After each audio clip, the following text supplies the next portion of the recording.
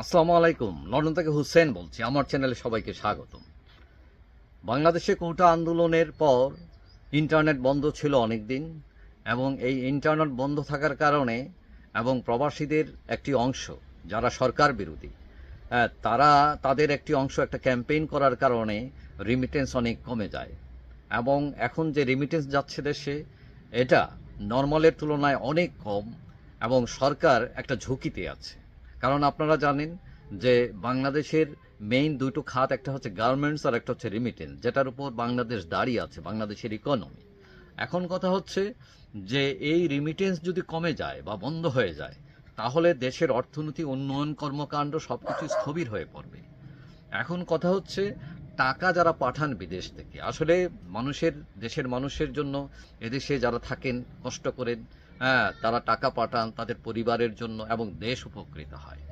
এখন কথা হচ্ছে টাকা তো দুইভাবে পাঠানো যায়। একটা হচ্ছে বৈধ পথে ব্যাংকিং চ্যানেল অথবা অ্যাপসের মাধ্যমে পাঠানো যায়।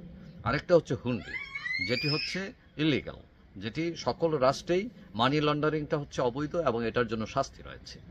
এখন কথা হচ্ছে যারা বলছেন যে হুন্ডিতে পাঠাতে, তারা কেন বলছেন? তারা মূলত এই যে আহ, আন্দোলন হয়েছে, মানুষ মারা গিয়েছে, তাদের উপর, সরকারের উপর অনেকেই বিক্ষুব্ধ হয়েছেন।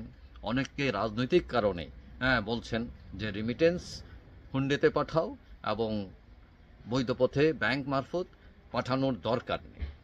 এখন কথা হচ্ছে এই যদি পরিস্থিতি হয়, মানুষ কমিয়ে দেয় রিমিটেন্স পাঠানো বৈধ পথে, তাহলে যারা পাঠাচ্ছেন তারাও একটা ঝুঁকিতে পড়েন। কারণ এটাতে কোনো ডকুমেন্ট থাকে না। যাকে দিয়ে পাঠাচ্ছেন, যে হুন্ডি ব্যবসায়ী, তিনি যদি টাকা দেন না দেন, অপারগতা প্রকাশ করেন অথবা হারিয়ে যান, তখন ওই টাকা ক্লেম করার জন্য তিনি কোথাও যাইতে পারবেন না, সরকারের কাছে না, আইনের কাছে না, কারো কাছে না, কারণ পাঠানোটাই ছিল অবৈধ। তো এখন এটা একটা। আরেকটা হলো, অনেক হুন্ডি ব্যবসায়ীরা সুযোগ নিচ্ছে, তারা রেট অনেক কম দিচ্ছে। সরকারে যে রেট দিচ্ছে প্লাস 2.5% আরও এটা একটা প্রণোদনা দেয়। সব কিছু মিলিয়ে যে টাকাটা পাওয়া যায়, সেই তুলনায় হুন্ডি ব্যবসায়ীরা টাকা কম দেয় রেট, কারণ সুযোগটা নিচ্ছে তারা। এখন কথা হলো যে আন্দোলন যারা সমর্থন করছেন, যারা সরকার বিরোধী আছেন, তারা মূলত কেন চাচ্ছেন? তারা আসলে দেশে পাঠাতে চান না তা না, টাকা পাঠাতে চান, কিন্তু কথা হলো সরকারের উপর চাপ তৈরি করার জন্য, হত্যার প্রতিবাদ স্বরূপ তারা এই পথে যাচ্ছেন। আবার কেউ কেউ রাজনৈতিক কারণে, তার দলের ডিসিশনের কারণে তিনি যাচ্ছেন। এখন কথা হচ্ছে এটা নিয়ে ক্যাম্পেইন হচ্ছে সোশ্যাল মিডিয়ায় বিভিন্নভাবে, বিশেষ করে বিএনপি, জামাত এবং যারা এই হত্যাকাণ্ড এবং বিভিন্ন বিষয়ে আপসেট হয়েছেন, তারাও এটার সাথে সম্পৃক্ত হয়েছেন অনেকেই। কিন্তু সরকারের বিদেশে এটা নিয়ে কোনো তৎপরতা নেই। বিশেষ করে যে দূতাবাসগুলো আছে, কিংবা আওয়ামী লীগ এবং আওয়ামী লীগের যে সংগঠনগুলো আছে দেশের বাইরে, তারা এ নিয়ে কোনো পদক্ষেপ নেই। তারা শুধু ওই যে নিজেদের মধ্যে নিজেদের ধান্দা নিয়ে ব্যস্ত সবাই।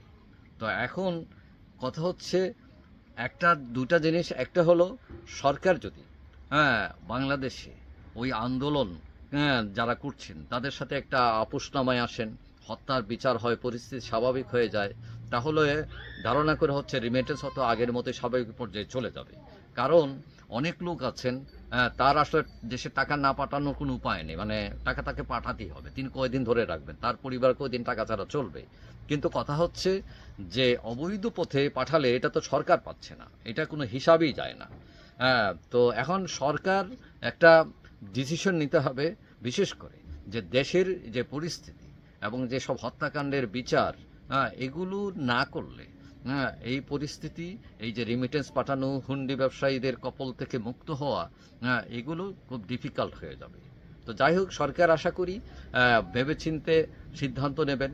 এবং যারা টাকা পাঠাবেন, আমি বলছি না যে আপনি ওইদিকে পাঠান, ওইদিকে পাঠায়েন না, এটা আপনার ডিসিশন, আপনি কোন দিকে পাঠাবেন, টাকাটা আপনার। যাই হোক, যাতে যে সিদ্ধান্তই নেন না কেন, রাষ্ট্র যাতে উপকৃত হয়, মানুষ উপকৃত হয়, দেশ উপকৃত হয়, এটি হচ্ছে মূল কথা। যাই হোক, সবাই ভালো থাকবেন। আর যারা আমার চ্যানেল সাবস্ক্রাইব করেন না, ইচ্ছে করলে করতে পারেন, তাহলে পরবর্তী ভিডিও আপনার কাছে অটোমেটিক চলে যাবে। সবাই ভালো থাকবেন। আল্লাহ হাফিজ।